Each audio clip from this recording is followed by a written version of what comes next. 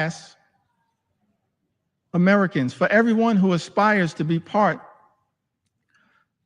of the middle class. It's our sincere hope that we can get to a place one day,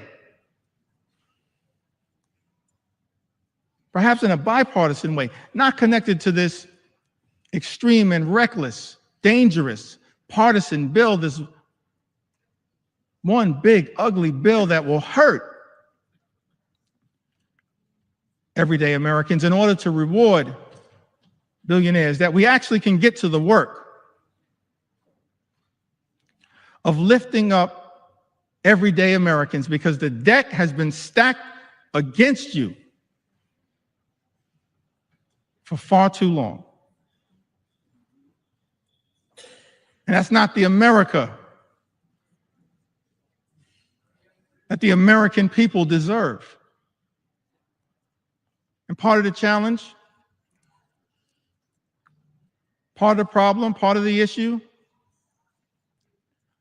to why we find ourselves, everyday Americans, in this situation, it's because of the dominance of special interests in this town.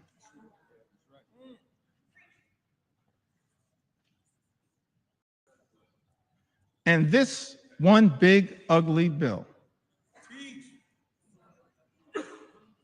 represents a massive giveaway to special interests in this country. And we reject special interests, because our job here in the United States of America, Mr. Speaker, is to protect the public interest at all times, today, tomorrow, always, and forever.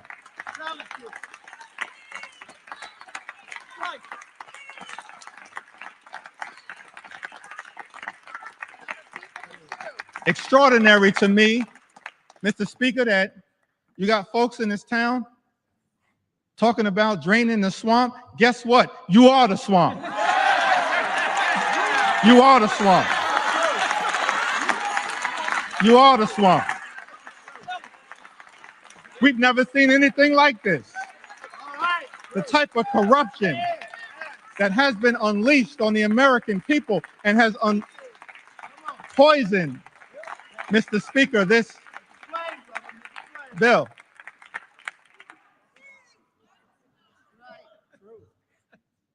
See, you're consulting the parliamentarian, I think. I said people in this town.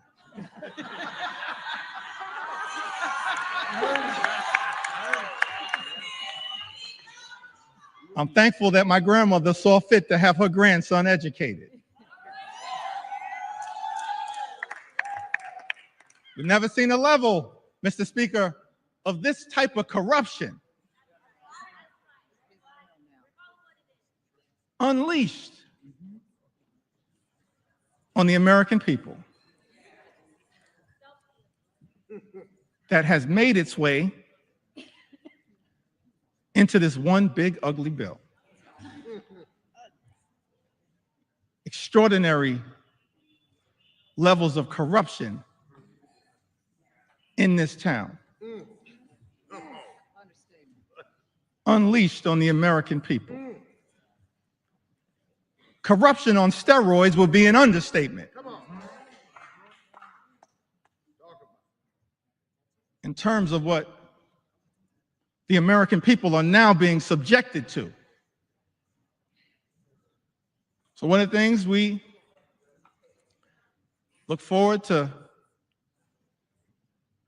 changing in this town, I want to make this commitment, House Democrats. We are committed to making sure that we end corruption once and for all in the United States of America, in corruption in Congress, in corruption at the Supreme Court, and in corruption with the administration. That's part of our agenda, an anti-corruption agenda. That's what the American people deserve. That's what we as House Democrats are committed to bringing about. the exact opposite, Mr. Speaker, of what we see in this bill. We're going to present to the American people an anti-corruption agenda, the likes of which have never been seen. Because it's too much. Fundamentally, it undermines the ability of government to deliver for everyday Americans. You see that politics, at the end of the day, is about the management of public money. That's why we need everyday Americans to participate in your democracy. Because politics, at the end of the day, is about the management of public money. It's about how taxpayer dollars are going to be managed. And what's extraordinary about this one big, ugly bill is that what we see, Mr. Speaker, is the management of public money, all of it being done in this highly partisan way. It's not designed to serve the best interest of the American people. It's being managed, Mr. Speaker, in this GOP tax scam, this disgusting abomination, this one big, ugly bill. The management of taxpayer money being misused and abused to hurt everyday Americans in order to reward billionaires with massive tax breaks. That's a dereliction of duty. Mismanagement of public money. It's an abuse of the privilege that all of us as members of the United States Congress have. So one of our promises to the American people as we look toward the future, we will always be stewards of your money to make sure that we are allocating taxpayer dollars in a way designed to lift up the American people, not tear the American people down. That's the type of Congress that the American people deserve. The public interest over special interest. The public interest over special interest. The public interest over special interest.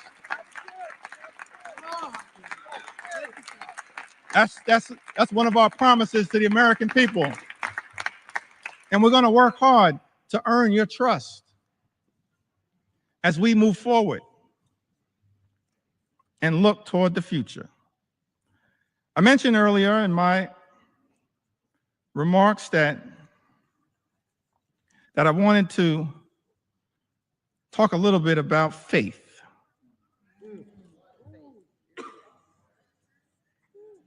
I grew up in the Cornerstone Baptist Church. Faith is the substance of things hoped for, the evidence of things not seen.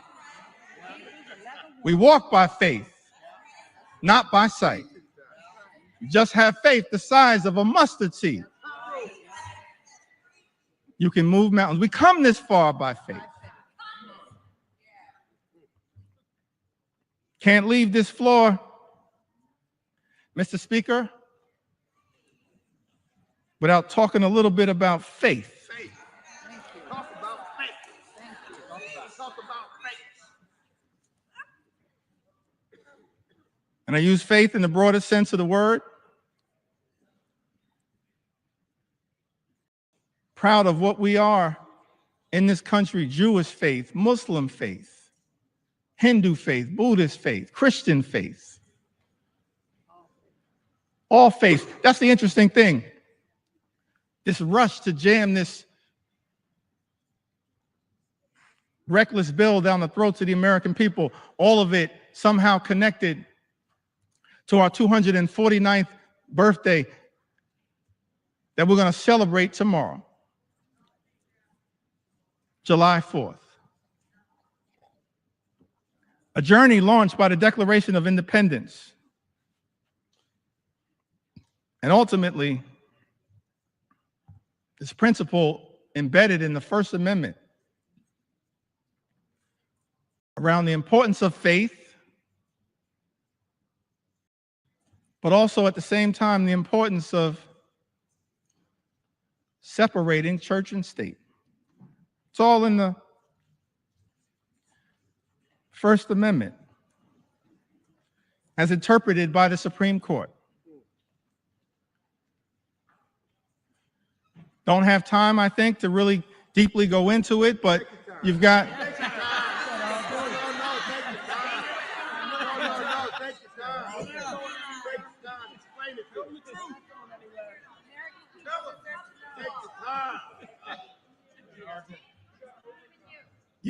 You've got the Establishment Clause and you got the Free Exercise Clause.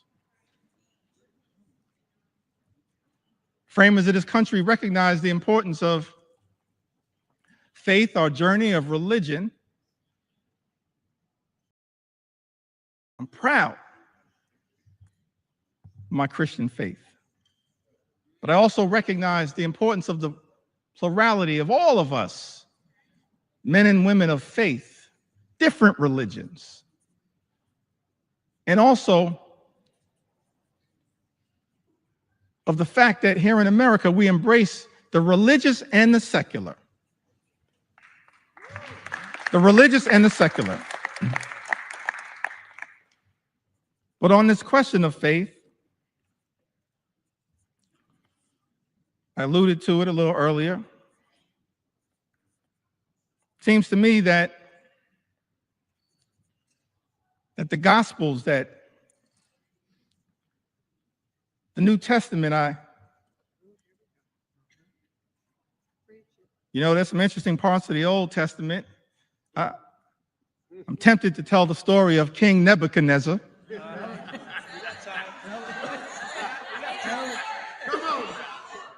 Used to speak a lot of parallels to what's going on right now. But I'm gonna focus at this moment on the New Testament prescription, the Gospels.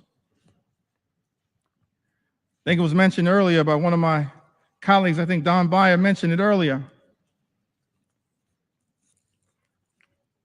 Matthew, the 25th chapter, verses 35 and 40. I think it's important that at this time, in this moment, in this debate, before I leave the floor of the House of Representatives, that this scripture be entered into the congressional record. For I was hungry, and you gave me something to eat. I was thirsty, and you gave me something to drink. I was a stranger, and you invited me in. A stranger, and you invited me in. E pluribus unum, out of many, one. I needed clothes, and you clothed me. I was sick. I had medical problems. Maybe I needed Medicare or Medicaid or the Affordable Care Act or the Children's Health Insurance Program or Planned Parenthood. I was sick, and you looked after me. I was in prison, and you came to visit me. We have a right as members of Congress to visit people who are detained. It's not just in law, it's right here in Matthew.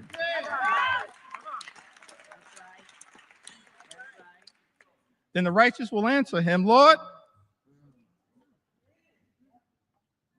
when did we see you hungry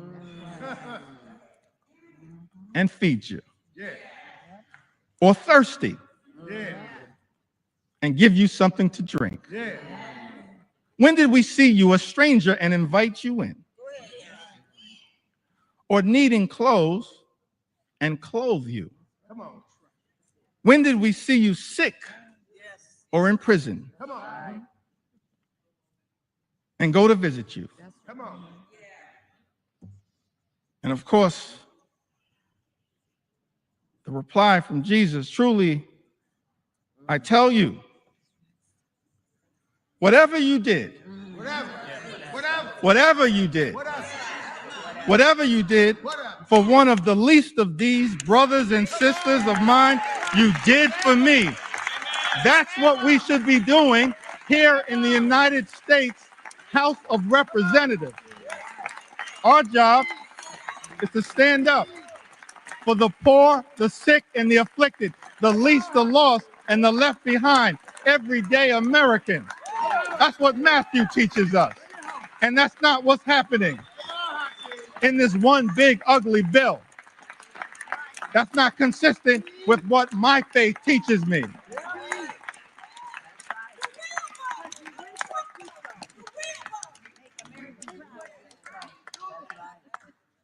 I'm not down with this situation. I'm not down with this situation.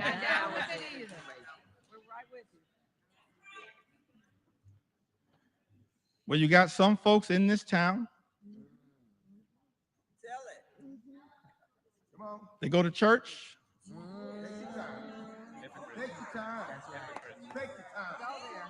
Mr. Speaker, I said some folks in this town, they go to church. And I'm not questioning anybody's faith. I'm just making an observation.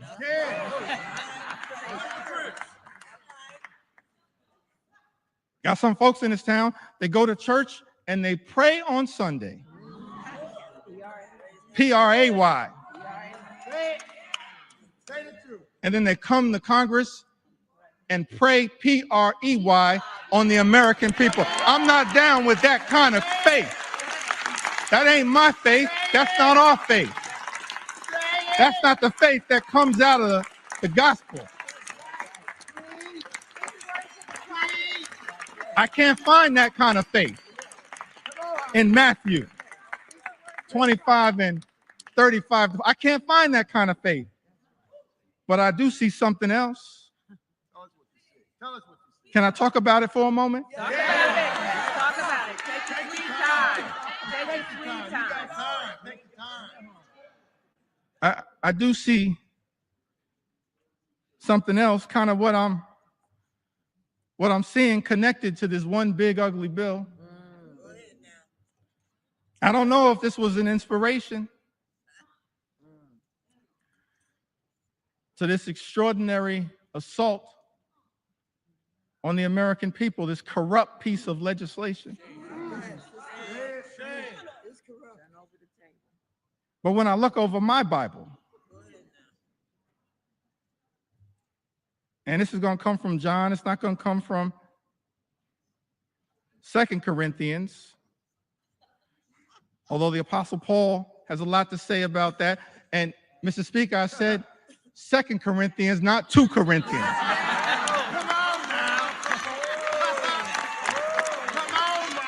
I don't know who I'm talking about, but if you're going to sell the Bible, you should know the Bible.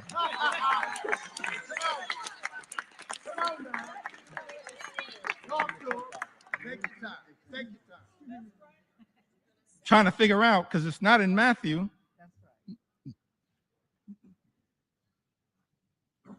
25, 35 to 40, but I did see something in John. Go ahead now. Tell us what. John 10 and 10. This frightens me in this moment that we're living in. It says the thief comes only to steal, kill, and destroy. It's incredible to me that we're here dealing with a piece of legislation literally that steals money from everyday Americans, from hardworking American taxpayers, steals money from Medicaid, Medicare, the Affordable Care Act,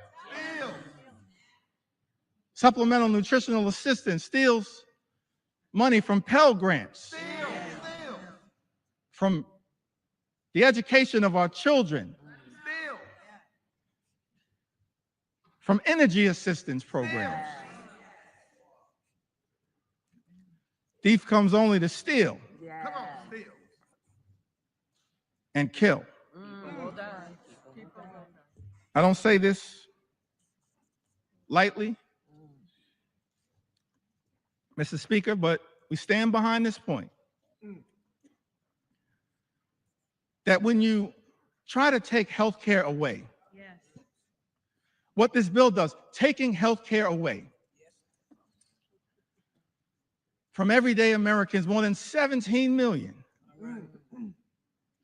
this unprecedented assault on Medicaid, on the Affordable Care Act, on Medicare, on children's health insurance.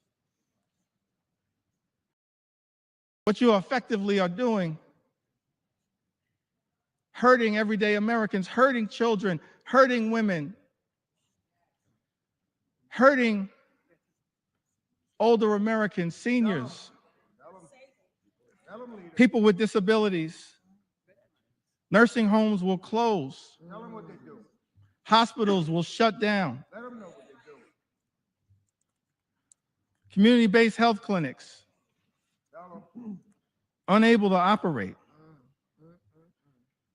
We're actually here debating legislation, Mr. Speaker, that will result in tens of thousands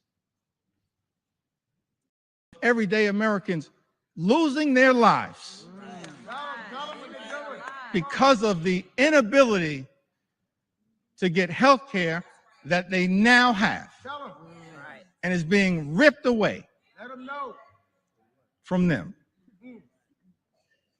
John 10:10, the thief comes only to steal and kill and destroy. All-out assault on the American people. All-out assault on health care, the economy, Social Security, Medicare, Medicaid, nutritional assistance, veterans, farmers, law-abiding immigrant families, small business owners. All of the things that we've spent some time on this House floor talking about, that this bill is trying to destroy. Destroy the American way of life. Can't find anything in the Bible and the New Testament, certainly not in Matthew 25 and 35. Matthew 25, the 35th chapter, and all the way through the 40th verse, but somehow I happened upon John 10:10. And thinking about this one big ugly bill. The thief comes only to steal, kill, and destroy. But America is a resilient nation. We're an exceptional nation. We're a strong nation.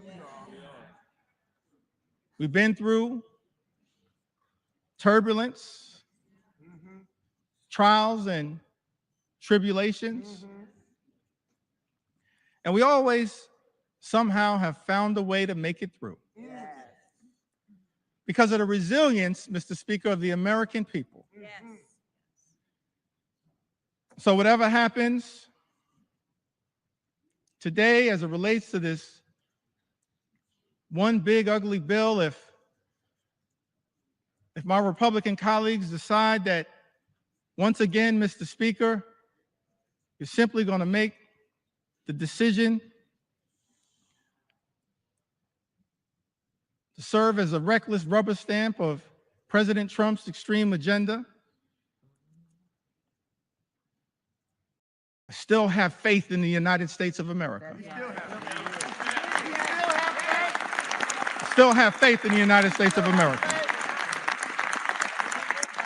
I still have faith in the United States of America. We will not let anyone in this town destroy what America represents. Not now, not ever.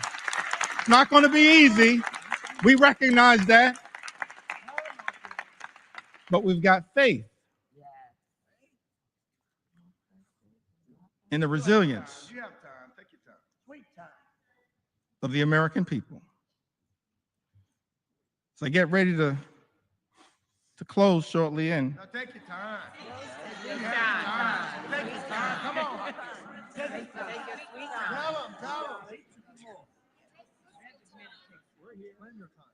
Well, let me say it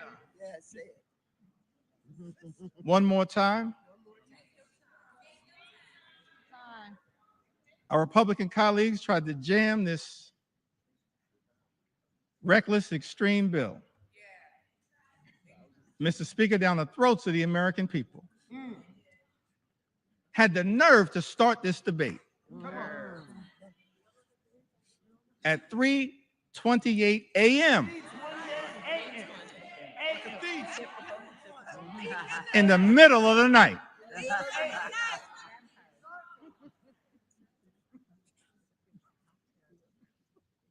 But we made clear that we were going to expose all of the things that are being done to harm the American people. Not in the dark of night, but in the light of day.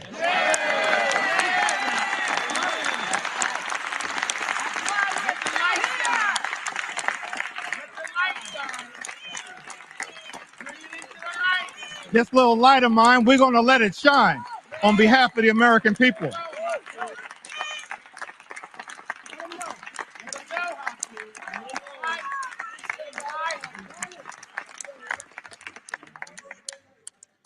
Incredible to me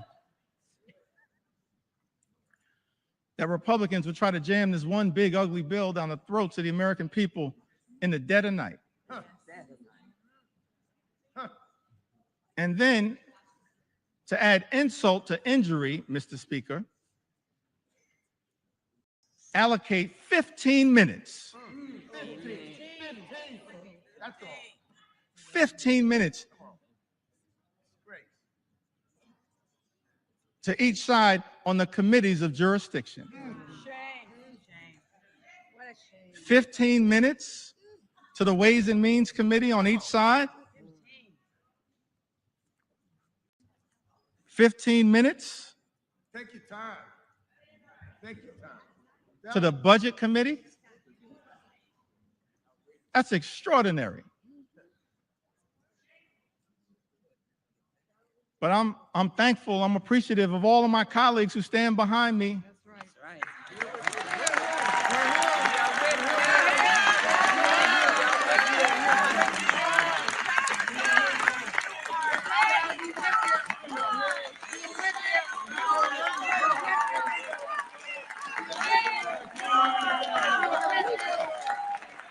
I'm thankful.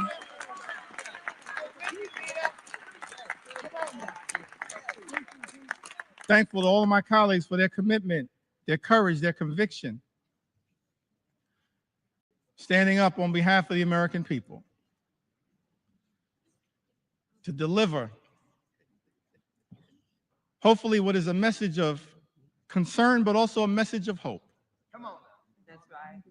Oh, We got to fight a lot of battles on behalf of the American people. It's not over. It's not over.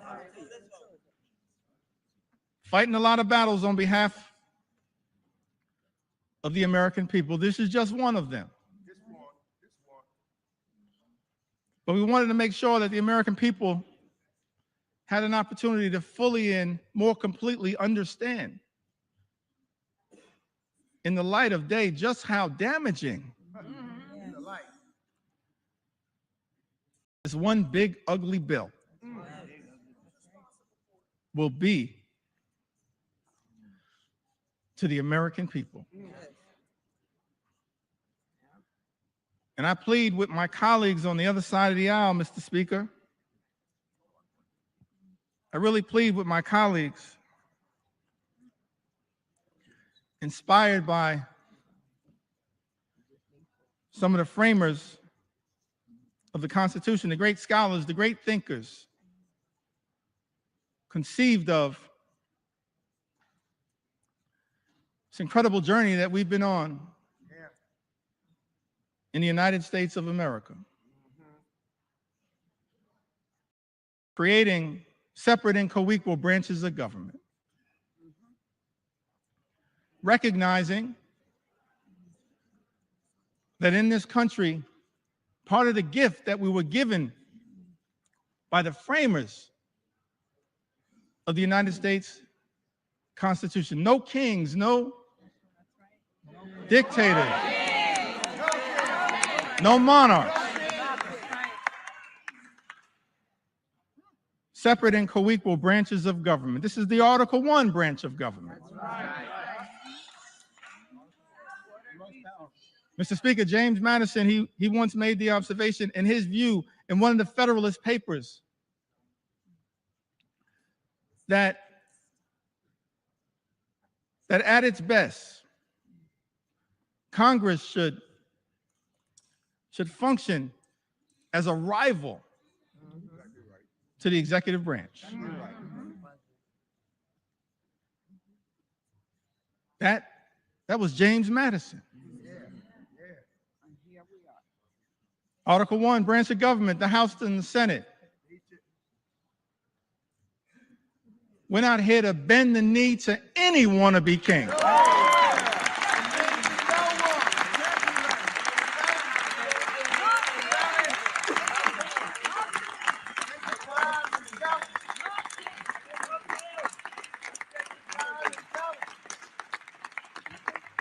Mr. Speaker, we're not here to bend the knee to any wannabe king. We're here to be a rival to the executive branch in the best spirits of the House of Representatives. To push back against an out-of-control executive branch. That's the framers' vision. I said that's the framers' vision. That's what they said. The framers' vision. And so as we prepare to take this consequential vote, Mr. Speaker, I just urge many of my colleagues Take your time. in government, my colleagues on the other side of the aisle,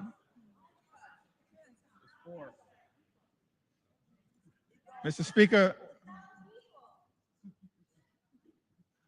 we don't work for President Trump.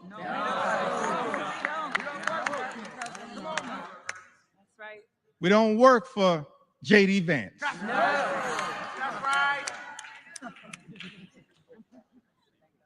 We don't work for Elon Musk. Mr. Speaker, as all of us prepare to cast this vote, I hope my Republican colleagues will come to the conclusion that we work for the American people.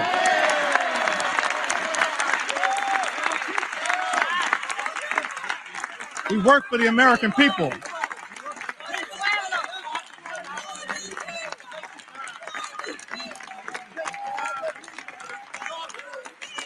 We don't work for any president. We work with American presidents.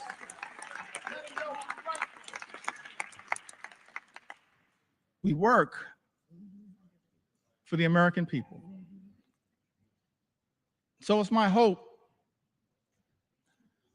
that as you evaluate this bill, all of the harm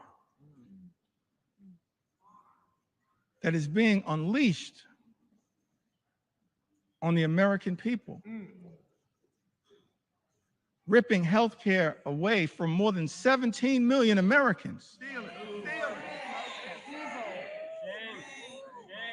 Effectively ending Medicaid as we know it, shutting down hospitals, including in rural America, in districts, Mr. Speaker, that my colleagues on the other side of the aisle represent. That's right. They're people.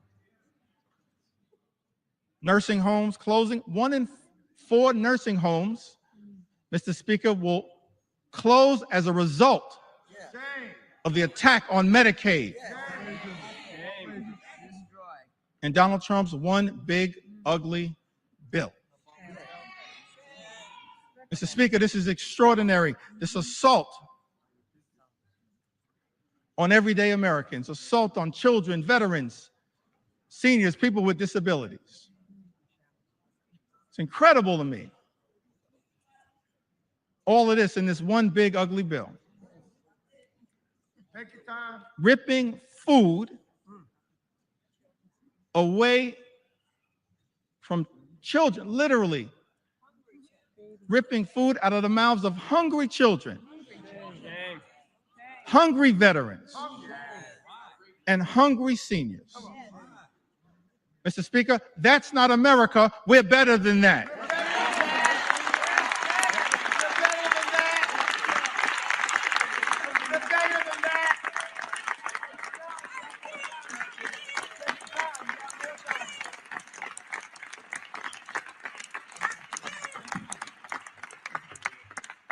Mr. Speaker, we're better than that. Ripping food out of the mouths of vulnerable Americans. That's extraordinary that's what we're doing. Extraordinary. And all of this is being done. This unprecedented assault on everyday Americans is being unleashed on the American people. Mr. Speaker, on the most vulnerable amongst us. All of this is being done to provide massive tax breaks to billionaire donors. Shame on this institution if this bill passes. That's not America. We're better than this. We are better. We are better.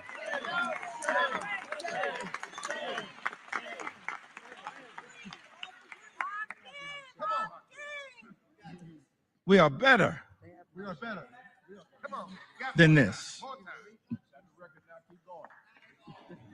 I think that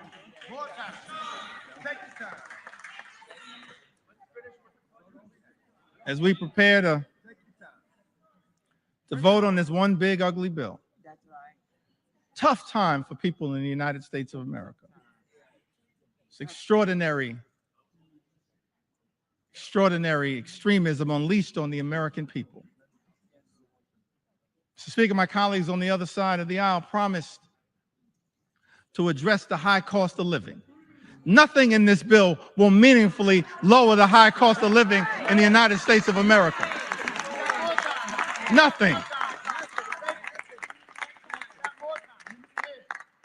It's incredible to me. All of the promises that were made by some people in this town. That the top priority was going to be to lower the high cost of living in the United States of America. And then, all of last year, ran away from Project 2025. Come on.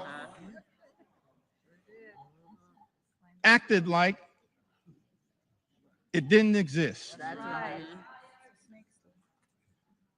And then, Mr. Speaker, people come to town, they're in the majority now, and every single part of the extremism that we've seen unleashed on the American people is connected to Project 2025.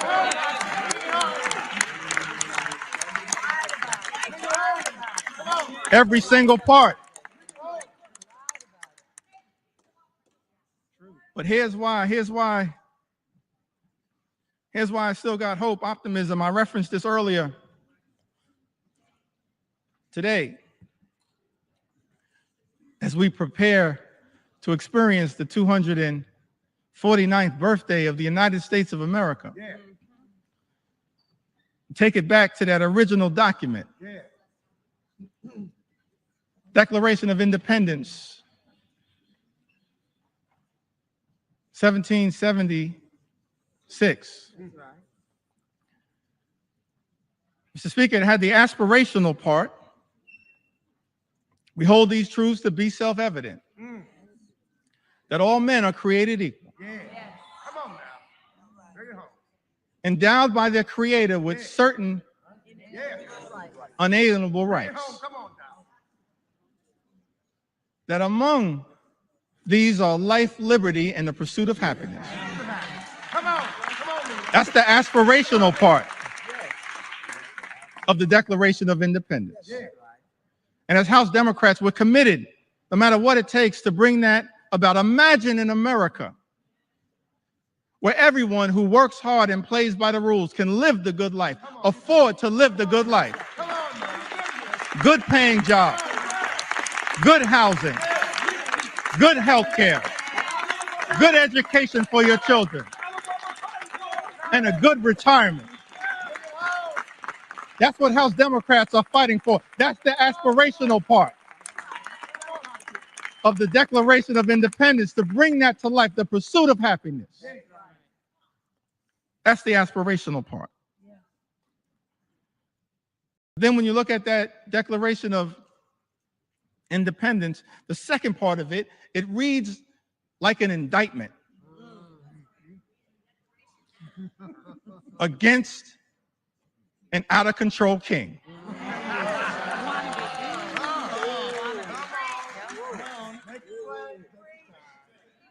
Reads like an indictment against an out-of-control king. I commend all Americans, perhaps sometime tomorrow, I'm going to do this myself, read that document in its entirety. And why was that indictment issued? I think it was because the framers of this great country, they were fed up with Project 1775. And so they implemented Project 1776. So I know that there are people concerned with what's happening in America, but understand what our journey teaches us is that after Project 2025 comes Project 2026. And you will have an opportunity to end this national nightmare as part of Project 2026. I love the framers. They gave us a blueprint for what should give us hope in this moment. That's right. I think that I want to close by referencing Take your sweet time.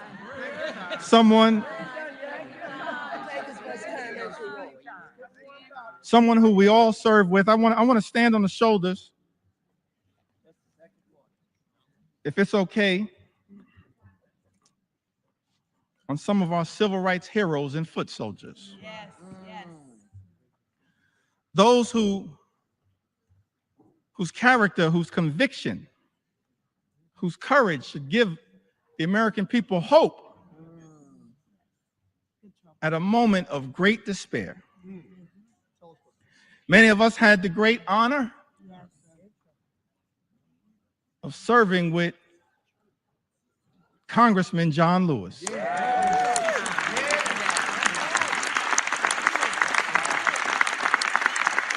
The great honor, Mr. Speaker, to serve with Congressman John Lewis. That's right. And I came across something that John Lewis said in June of 2028, that hopefully, no matter what the outcome of this vote, will give people some hope.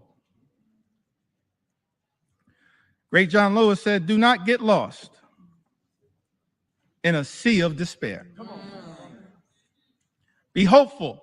Say his word. Be optimistic. Yeah. Our struggle is not the struggle of a day, Yeah. Not one day. a week, Yeah. a month, A month. or a year. That's right. It is the struggle of a lifetime. That's our struggle. No matter what, Mr. Speaker, you decide to do today, that's our struggle. Standing on the shoulders of John Lewis, that's our struggle. Never, ever be afraid to make some noise and get into good trouble. Good trouble. Good trouble. Necessary trouble. Necessary trouble. Standing on the shoulders of giants. John Lewis would often talk to us about his admiration for Dr. Martin Luther King Jr. Dr. King, who would refer to John Lewis as the boy from Troy. The boy from Troy. Now, what's interesting to me, that civil rights movement, we can learn a lot from it.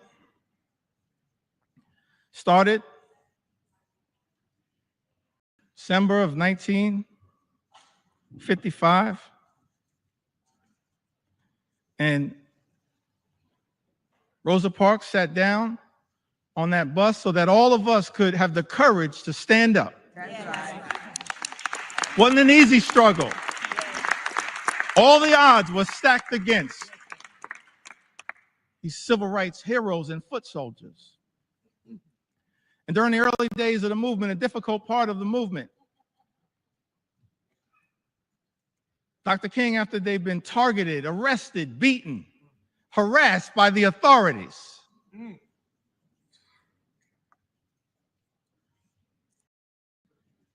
he traveled to Brooklyn, New York, Yes. and spoke at the Concord Baptist Church. I think it was in March of 1956. And he said to a group of people of every race, every religion, every life experience, the Concord Baptist Church in Bedford-Stuyvesant, said to them, no matter what the odds,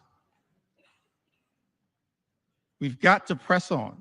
Press on. Press on. Press on. Dr. King said that if you can't fly, run. That's right.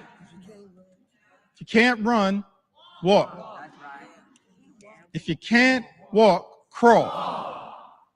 But at all times, press on. Press on. Press on. And keep pressing. Press on. And so as I take my seat, I just want to say to the American people that no matter what the outcome is on this singular day, What the fight forward. we're going to press on. We're going to press on. We're going to press on.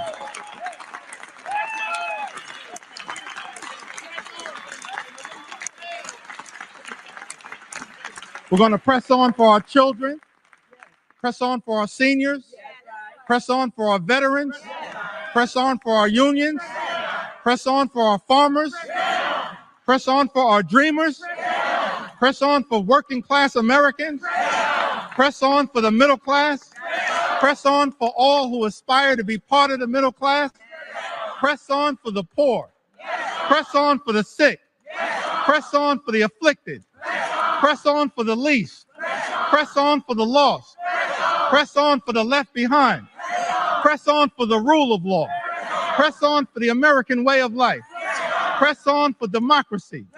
We're going to press on until victory is won. I yield back.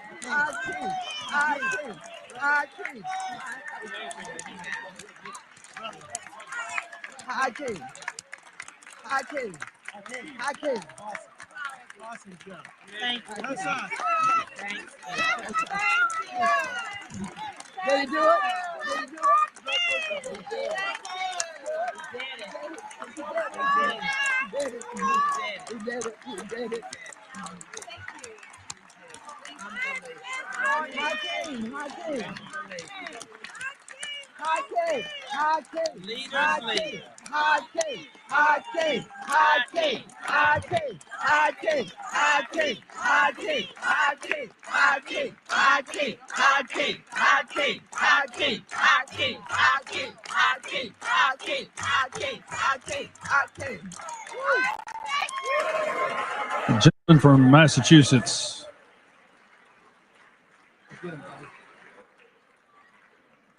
Saying you don't need to take an hour. This gentleman from Eight Massachusetts. hours. Gentleman from I think it's, Massachusetts. Mr. Speaker, I think it's fair to say the leader has done his part. I have no further speakers. I yield back our time. Gentleman from Massachusetts yield.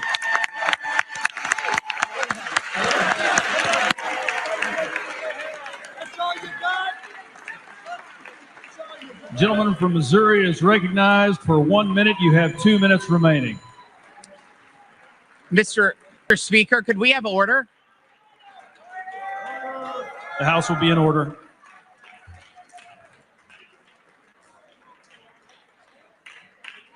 The House will be in order, please. The House will be in order, please. Thank you. Gentleman from Missouri is recognized for 1 minute. You have 2 minutes remaining. Wow, Mr. Speaker, we have stood in this chamber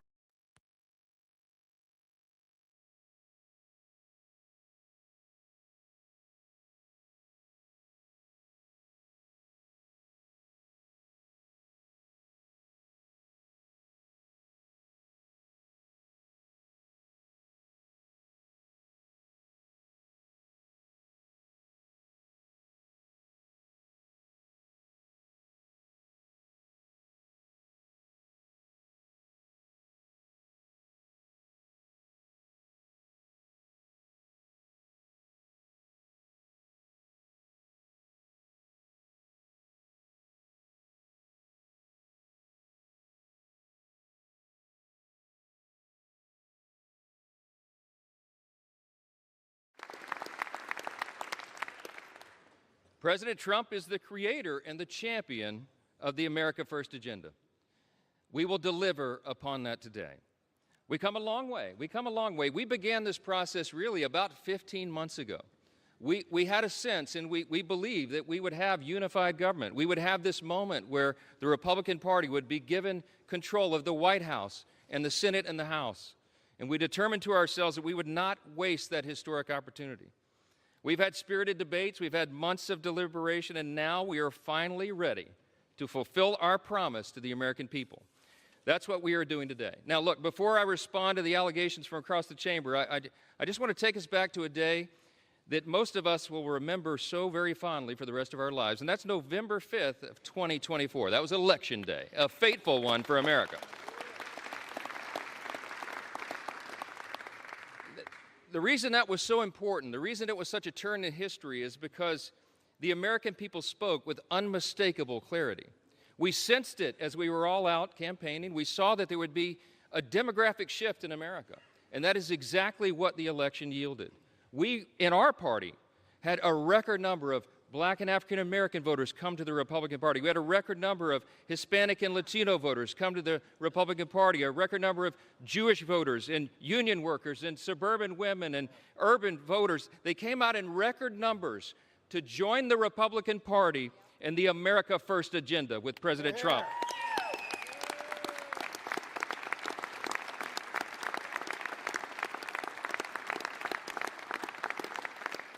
That election was decisive. It was a bellwether. It was a time for choosing. And I tell you what, the American people chose overwhelmingly. They chose the Republican Party. And the reason they did that, they didn't come hesitantly. They came with hopeful anticipation. You know why? because this is not your father's Democratic Party, okay?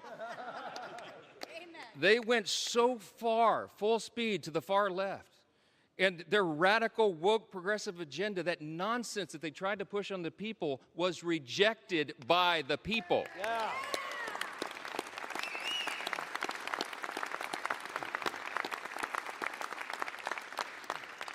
These new voters came to us. They had enough of the Biden-Harris madness and all the things they were trying to hoist upon the American people that they just don't believe in their hearts.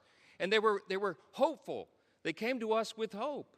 They wanted us to restore common sense and accountability, and we promised to them that we would do just that. Those new demographics came to the Republican Party because of open borders wreaking havoc on their communities. They came because of weakness at home that fueled instability abroad, and because trillions in reckless spending put the price of gas and groceries further out of the reach for hardworking Americans. It wasn't right. President Trump and our Republican majority in Congress are fixing all of that right now. President Trump said this week, we're the hottest country in the world again.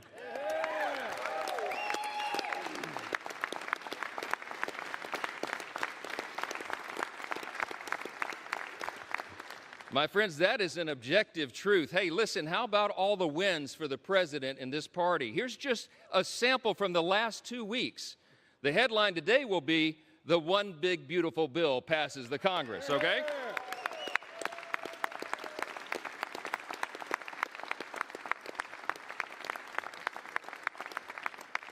You got to hold your applause. There's too many wins. Are you tired of winning yet? No. Fourth jobs report in a row exceeds expectations. A sample of the headlines. Lowest monthly border encounters in U.S. history. We closed the border.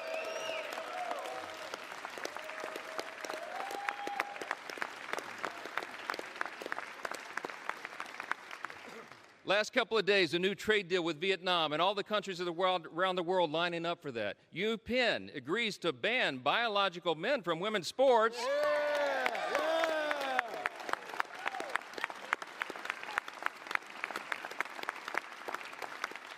And they ought to give a personal apology to every female athlete impacted by that nonsense. Gas prices are at a 4-year low, my friends. The Air Force and Space Force both hit their 2025 recruiting goals with Vietnam. Los últimos días, un nuevo acuerdo comercial con Vietnam y todos los países del mundo haciendo fila para eso. UPenn acepta prohibir a los hombres biológicos los deportes femeninos. Y entonces,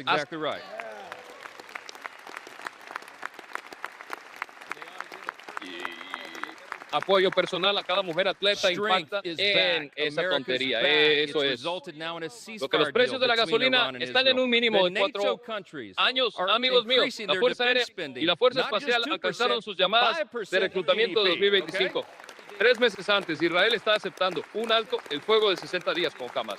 Una huelga exitosa en sitios nucleares iraníes. Los sitios nucleares se encargan de ese problema. Eso es exactamente correcto. Y luego, the Supreme Court ended nationwide injunctions. How about that? la fuerza ha vuelto. La vuelta de Estados Unidos ha resultado en un acuerdo de alto el fuego entre Irán e Israel. Los países de la OTAN están aumentando su gasto en defensa, no solo el 2%, el 5% del PIB, ¿de acuerdo? That's just the last 2 weeks. The last 2 weeks. El presidente se puso a cargo y consiguió un acuerdo de paz con Ruanda y Congo. La Corte Suprema puso fin a la Comisión Nacional. ¿Qué tal eso? Tengo so many simple truths to share and so little time to do it because I want everybody to have a break that here. Conservative majority of the Supreme Court also allows third-party or country deportation. We've had a record-high stock market, and we're signing a China trade deal. That's just the last 2 weeks. Trusting Democrats a long time ago. That is a fact. They're looking to this side of the chamber. They're looking to the Republican Party and our principles to deliver the relief and the reform that they have long demanded, and they most certainly so deserve. many simple truths to This share, big, beautiful bill and so little fulfills time all to the do it, promises because of I the want America First agenda. everybody It is to have a the break people's here. bill. It But I is just want to made say for and this. shaped by the It's most really nice diverse to hear my coalition of Democrat American colleagues voters suddenly take an interest in working American Americans again. history. Did you pick up on that name today? Let's be clear. Working Americans stopped trusting Democrats Today, a we are long time making the ago. dream That of is a a government fact. that puts the They're American looking to people this side of the first, chamber. a They're looking to the reality, Republican a Party reality. and our principles to deliver the relief and the reform that they I have would need this demanded, entire notebook and to they tell most you all the certainly great things in the deserve. big beautiful bill. This It big is beautiful aptly bill named, but I'll fulfills just tell all you the a couple of promises the of the America highlights. First agenda. Record tax It is the cuts for people's bill. hardworking Americans. It is made for and shaped by the most diverse coalition of American voters in American history. Historic savings at the same time to end reckless spending. Hoy estamos We got haciendo el energy sueño de un dominance coming gobierno back que to pone power primero our al pueblo future. We have a estadounidense secure border una to realidad, protect una American realidad. families. We have a strong military to restore peace through strength. Necesitaría We todo have este a cuaderno para government contarles that todas is las cosas now geniales de la gran y accountable hermosa and factura. Está responsive to the absolutamente people nombrado, pero once solo les contaré again. un par That's de los what we're aspectos delivering. más destacados. Recortes de impuestos récord por trabajo duro en estadounidenses. For everyday Americans, this means real positive change that they can feel. Ahorros and they will feel históricos much al more mismo when this tiempo bill is para done. terminar con Families los back gastos home will have imprudentes. real Tenemos relief, dominio an de la average of energía regresando $10,000 para impulsar nuestro in their futuro. pockets. Tenemos una Thanks to frontera the segura para largest proteger a las working familias and middle-class estadounidenses. tax cut Tenemos un in the ejército history fuerte of para this great restablecer la nation. paz That's a what we're través de la doing today. fuerza. Y tenemos un gobierno que ahora responde a las personas una vez más. Eso es lo que estamos llevando a cabo. You got hardworking Americans like our waiters and our bellhops and our hairstylists. They're going to keep Para los estadounidenses de todos los días, 100% of esto their significa tips un cambio and real y overtime positivo que pay. pueden That sentir is y que money sentirán they mucho más earned. cuando It se does presente este not proyecto belong de to the ley. government. Las It familias de belongs casa to them, tendrán un and they alivio deserve to keep real, it. un promedio de $10,000 en sus bolsillos, gracias al mayor trabajo y medio de recorte de Small impuestos businesses en la that historia want de to esta gran build and nación. Eso es lo que expand new estamos haciendo factories. hoy. You know what Pero they can do now? They can write off 100% of their investment. That will have us a lot more building. Young families who want to buy a home quienes will be estadounidenses que able trabajan to, duro, como thanks nuestros to camareros, nuestros historic peluqueros y savings that nuestros will put our estilistas, country on a van stronger a mantener financial footing. el 100% Pregnant de sus women, propinas y children, su salario de seniors, horas single extras. Eso es el mothers, dinero the que ganaron. No disabled, and pertenece the al gobierno, low-income les Americans among us pertenece y receiving merecen Medicaid and conservarlo. SNAP will have the Pero peace of mind of knowing that we've made these safety nets stronger with our pequeñas reforms. empresas que quieren construir y expandir nuevas fábricas, ya sabes, lo que podrían hacer ahora, pueden descartar el 100% de su inversión, que tener See, mucho when más Republicans are construcción. in Las charge, we familias bring jóvenes que common quieren sense. comprar una casa We're gonna podrán make sure that agradecerle a Americans who do los need and ahorros deserve those históricos que critical pondremos a programs nuestro won't have país to en una base compete financiera más against people sólida. who can Las work, mujeres but embarazadas, choose los not to niños, las do personas so. That's mayores, not las right. madres solteras, los discapacitados y los estadounidenses de bajos ingresos entre nosotros que reciben Medicaid y SNAP tendremos la tranquilidad de saber que hemos fortalecido estas redes de seguridad con nuestras reformas.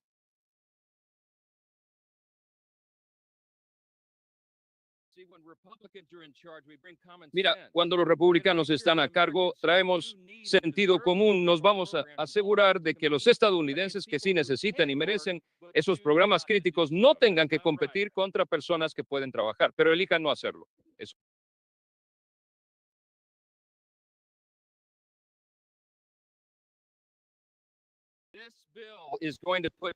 Este proyecto de ley va a poner la equidad en el sistema. Estamos regresando al sentido común. Estamos regresando a lo que es bueno y decente, que la gente conozca sus corazones y por eso lo apoyan. Más estadounidenses estarán trabajando, sirviendo y sirviendo a sus comunidades porque, como trabajador de sentido común y modesto, los requisitos almacenarán dignidad y propósito a los de los beneficios financiados por los contribuyentes. El proyecto de ley también significará que hay calles más seguras disponibles en cada código postal de todo el país, porque nuestra frontera se mantendrá plena y totalmente segura. Por lo tanto,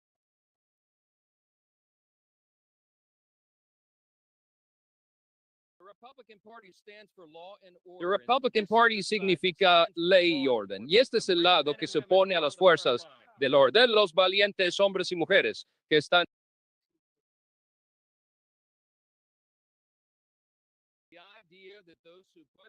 La idea de que aquellos que pusieron sus propias vidas en la línea de protección serían agredidos por hacer su trabajo es inconcebible, pero es importante que profeticemos. Sé que estás de acuerdo, conozco a los hombres. Las fuerzas del orden tendrán la ayuda de un muro fronterizo ahora que es 100% completo y apenas la que les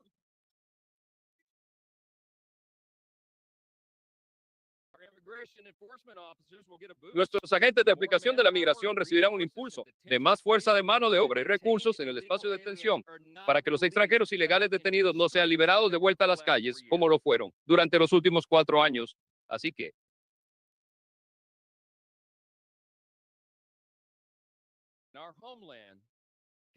en nuestra patria puede descansar sólidamente, de nuevo, bajo la protección de la cúpula dorada del presidente Trump. En eso es en lo que estamos invirtiendo. Mira, cualquiera de estos logros individuales serían victorias históricas para el Congreso republicano o para cualquier Congreso. Y hoy estamos cumpliendo todas ellas. En un momento, una gran y hermosa petición, esa es la que estoy dispuesto a considerar cuando aprobemos esta legislación. Y eso es exactamente lo que los demócratas votarán para oponerse hoy. Esa es una verdad. Nosotros no escribimos este proyecto de ley para el Partido Demócrata o las élites o los medios. Este proyecto de ley es para los estadounidenses trabajadores y merecen ese proyecto.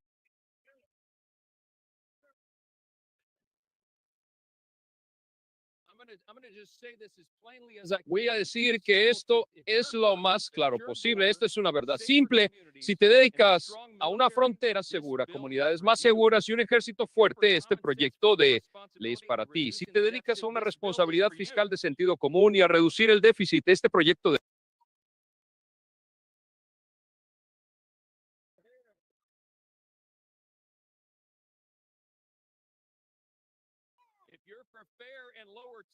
Si estás a favor de los impuestos justos y más bajos, cheques de pago más grandes, gas asequible y comestibles y restaurando la dignidad al hardware, esta es la factura para ti. Este es el trabajo que hace.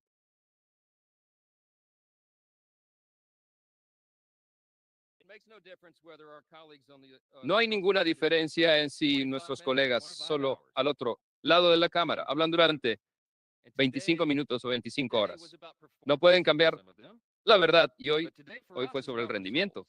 Para algunos de ellos, pero hoy para nosotros se trata de resultados. Son resultados que mejoran las vidas de los estadounidenses, independientemente de su raza, religión, color o credo. No importa, ya sabes, no importa. Y entonces, ¿cuáles son?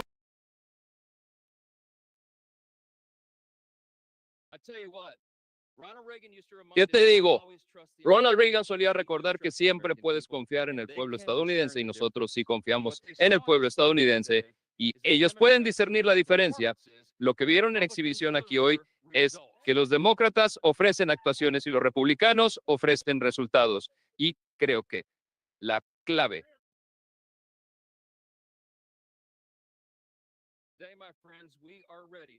hoy, mis amigos, ahora estamos listos. Vamos a entregar lo que nos enviaron aquí para hacer y cada estadounidense se beneficiará de ello. En 1793, a pocos pasos de donde estamos hoy, el presidente George Washington puso la primera piedra angular de la Capitolio de los Estados Unidos. Más de 50 años después, el 4 de julio, nuevamente, los miembros de este cuerpo se reunieron una vez más para sentar una segunda piedra angular. Una vez más, el 4 de julio, en el apogeo de la Guerra Fría, el Congreso sentó una tercera piedra angular. Y esta semana, con esta votación de hoy, el Congreso puso fin a la votación del día de cumpleaños de nuestra nación. Ponemos un cuarto puesto. Con este proyecto de ley podemos votar como administradores de ese gran legado que hemos heredado en esta extraordinaria nación, en la que somos bendecidos de vivir. Podemos sentar otra base sólida para el futuro de este país, un futuro en el que los estadounidenses trabajadores puedan sentir alivio, donde el gobierno finalmente pueda comenzar a vivir dentro de sus posibilidades de nuevo y donde Estados Unidos es más seguro, más fuerte y más próspero que nunca antes. Y así es, eso es. Y adelante, adelante. Ahora, voy a decir esto mientras se burlaban de Estados Unidos y de todo y se burlaban del proyecto de ley. Veremos cómo se siente la gente al respecto.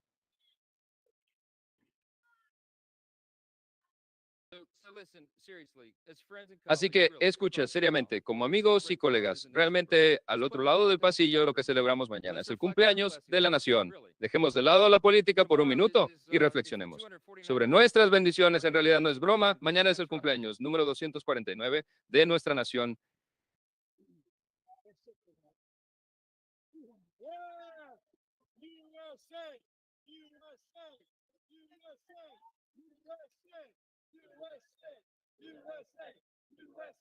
Tengo un teléfono, tengo un teléfono, tengo un teléfono, tengo un teléfono. Quiero decir esto sinceramente, agradezco a mis colegas por estar parados, todos deberíamos estar unidos y eso es, lo somos, nosotros tenemos disputas, tenemos debates partidistas y todo esto, pero al final del día todos somos estadounidenses, hombre, y tenemos que creer eso, tenemos que saberlo, tenemos que reconocer que vivimos en la nación más grande de la historia del mundo, ni siquiera está cerca. Tenemos que reconocer que tenemos que vivir en la apertura.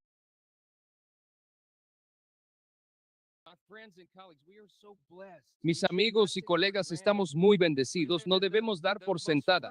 Vivimos en lo más libre, exitoso, más poderoso, la nación más benévola que jamás haya existido en la faz de la tierra. Y hay una razón para eso. La razón por la que somos la nación más grande es porque fuimos construidos sobre la base definitiva y la declaración audaz que mi amigo Hakeem Jeffries articuló antes. Es cierto, nosotros nos unimos bajo eso. La declaración audaz de que sostenemos que estas verdades son evidentes. ¿Qué es una verdad evidente para sí misma? Es algo que es obvio. Sostenemos que estas verdades son evidentes para sí mismas, que todos somos creados iguales. No dice igual, sino que dice creado igual. Y que es nuestro creador, sí. Y entonces, es nuestro creador el que nos da nuestros derechos. Mira, lo poderoso de eso es que somos la primera nación en la historia del mundo que reconoce que nuestros derechos no se derivan del gobierno, vienen de Dios mismo, pero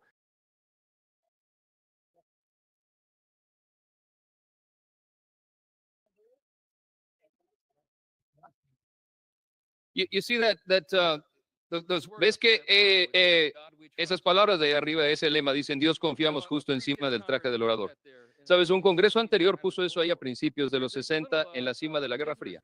Hay un pequeño guía de visitantes que la gente obtiene cuando necesitamos hacer recorridos a última hora de la noche. Te prometes a tus electores, visitantes y amigos que obtienen el guía si te das la vuelta. Creo que va a la página 21. Explica por qué eso está ahí. Dice que el Congreso votó para poner eso ahí como una reprimenda a la visión del mundo soviética en el apogeo de la Guerra Fría. ¿Por qué? Porque el comunismo, el socialismo, encuentra su raíz en el marxismo y el marxismo comienza con la creencia de que no hay Dios, está mal. Y este Congreso nos hizo resistir hace muchos años y deberíamos hacerlo de nuevo. Somos diferentes, somos distintos, somos excepcionales porque reconocemos eso. Ahí mismo nuestro lema es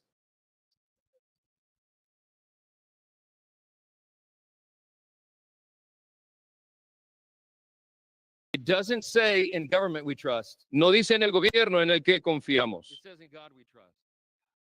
dice en Dios que confiamos. Y es mejor que lo recordemos. Nos ha bendecido con este gran experimento de autogobernanza ahora por casi 2 siglos y medio y por la gracia de Dios estamos trabajando duro y estamos cumpliendo nuestros deseos de hacer que Estados Unidos sea grande de nuevo y este es nuestro.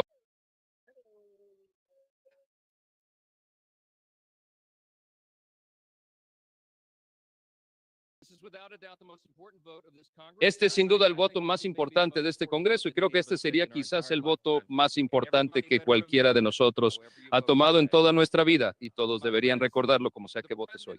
Amigos míos, el presidente de Estados Unidos está esperando con su pluma. El pueblo estadounidense está esperando este alivio. Hemos escuchado suficientes conversaciones. Es hora de actuar. Terminemos el trabajo por él. Vota sí en el proyecto de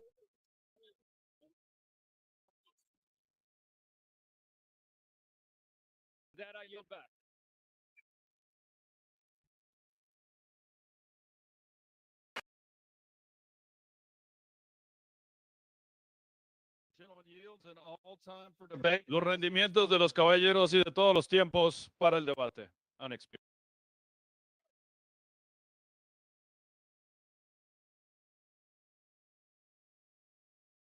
House Resolution 566. De conformidad con la resolución de la Cámara 566, se ordena la pregunta anterior. La pregunta está sobre la moción del caballero de Texas, el señor Erickson. Más manifestables que sí, opones que no. Sí, lo tengo. La moción también está desacordada porque ¿para qué sirve un caballero de la comunidad secreta de Massachusetts? Para buscar ayuda. Porque solicitaron esas aprobaciones a los que estaban a favor del voto suficiente para tener una residencia o se ordenaron los votos, los miembros que ordenaron sus votos a través de un dispositivo electrónico.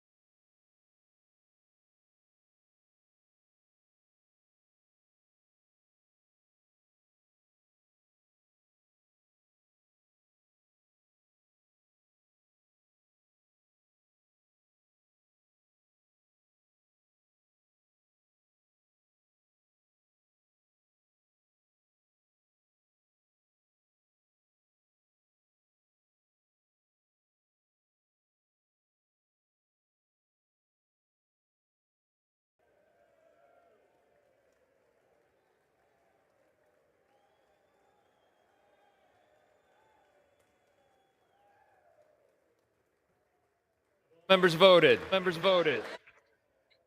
Miembros Or votados. wish to change a vote? No. Deseo cambiar un voto. No.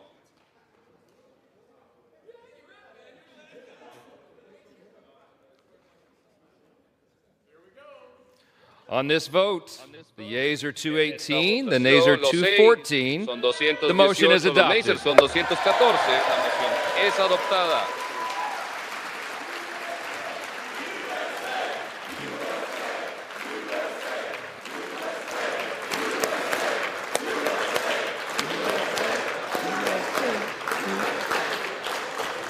Without objection, the motion to reconsider is laid on the table.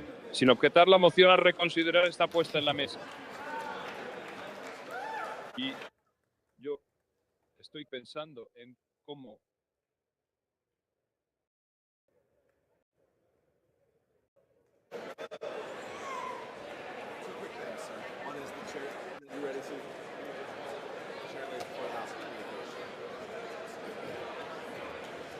You ready? The chair lays before the House a communication. la silla se coloca delante de la casa en una comunicación. The Honorable Speaker, House of Representatives, sir, pursuant to the permission granted in Clause 2H of Rule 2 of the Rules of the U.S. House of Representatives, the clerk received the following message from the Secretary of the Senate on June 27, 2025 at 3:36 p.m. that the Senate passed Senate 98, Senate 257, that the Senate agreed to relative to the death of Frederick W. Smith, Senate Resolution 308, appointments, Board of Visitors of the U.S. Military Academy. Signed sincerely, Kevin F. McCumber, Clerk. Do what I have to do?